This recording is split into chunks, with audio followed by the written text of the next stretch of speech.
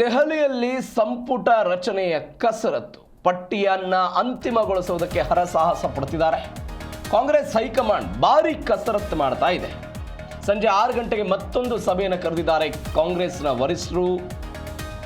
ಸಚಿವ ಸ್ಥಾನಗಳ ಈ ಪಟ್ಟಿಯನ್ನು ಅಂತಿಮಗೊಳಿಸುವುದಕ್ಕೆ ಹರಸಾಹಸವನ್ನು ಪಡಲಾಗ್ತಾ ಇದೆ. ಸಂಜೆ ಸಚಿವ ಆಕಾಂಕ್ಷಿಗಳ ಪಟ್ಟಿ ಅಂತಿಮ ಆಗಬಹುದು ಎನ್ನುವಂಥ ಲೆಕ್ಕಾಚಾರ, ಅಳೆದು ತೂಗಿ ಲೆಕ್ಕಾಚಾರವನ್ನು ಹಾಕಲಾಗ್ತಾ ಇದೆ. ಹೀಗಾಗಿ ಯಾರನ್ನ ಸೇರ್ಪಡೆ ಮಾಡಿಕೊಳ್ಬೇಕು, ಯಾರನ್ನ ಬಿಡಬೇಕು, ಏನು ಎತ್ತ ಅಂತ 2023 ಚುನಾವಣೆಯ ನಂತರ ಸಿದ್ದರಾಮಯ್ಯನವರು ಮುಖ್ಯಮಂತ್ರಿ ಆದಂತಹ ಸಮಯದಲ್ಲೂ ಕೂಡ ಇಂಥದ್ದು ಸರ್ಕಸ್ಗಳಾಗಿತ್ತು. ಬೇರೆ ಬೇರೆ ಕಾರಣಗಳಿರುತ್ತೆ. ಕೆಲವೊಂದಿಷ್ಟು ಜನ ಇಷ್ಟು ದಿನಗಳ ಕಾಲ ಪಕ್ಷಕ್ಕಾಗಿ ಸಂಘಟನಾತ್ಮಕ ದೃಷ್ಟಿಯಿಂದ ಪಕ್ಷಕ್ಕಾಗಿ ಕೆಲಸವನ್ನು ಮಾಡಿರ್ತಾರೆ.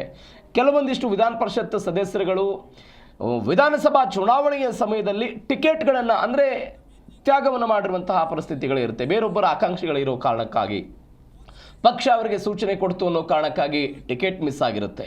ಹೀಗಾಗಿ ಅವರು ಪರಿಷತ್ನ ಸದಸ್ಯರುಗಳಾಗಿರ್ತಾರೆ. ಅವರನ್ನು ತೆಗೆದುಕೊಂಡು ಬರಬೇಕು, ಅವರನ್ನು ಸಮಾಧಾನ ಪಡಿಸುವಂತಹ ಸಾಧ್ಯತೆಗಳಿರುತ್ತೆ. ಇದು ಒಂದು ನಿಟ್ಟು.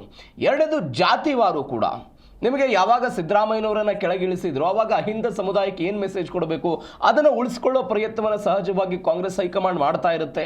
ಹೀಗಾಗಿ ಆ ವರ್ಗಕ್ಕೆ ಹೆಚ್ಚು ಪ್ರಾತಿನಿಧ್ಯವನ್ನು ಕೊಟ್ಟು ನೋಡಿ, ಸಿದ್ದರಾಮಯ್ಯನವರು ನಾವು ಕೆಳಗಿಳಿಸಿದ ನಂತರವೂ ಕೂಡ ಅದೇ ಸಮುದಾಯದ ಬೇರೊಬ್ಬರಿಗೆ ನಾವು ಸಚಿವ ಸ್ಥಾನಗಳನ್ನು ಹೆಚ್ಚು ಪ್ರಮಾಣದಲ್ಲಿ ಕೊಡೋ ಪ್ರಯತ್ನವನ್ನು ಮಾಡಿದ್ದೀವಿ. ಹೀಗಾಗಿ ಒಟ್ಟಾರೆ ಜಾತಿ ರಾಜಕಾರಣದಲ್ಲಿ ಮತ ಬ್ಯಾಂಕನ್ನು ಉಳಿಸ್ಕೊಳ್ಳೋದಕ್ಕೂ ಕೂಡ ಕಾಂಗ್ರೆಸ್ ಹೈಕಮಾಂಡ್ ಮುಂದಾಗಬಹುದು. ಒಂದು.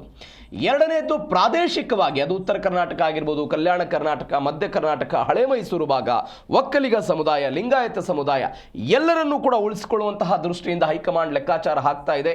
ಎಲ್ಲದರ ಭಾಗವಾಗಿ ಸಂಜೆ 6 ಗಂಟೆಗೆ ಮತ್ತೊಂದು ಸುತ್ತಿನ ಸಭೆ ಇದೆ.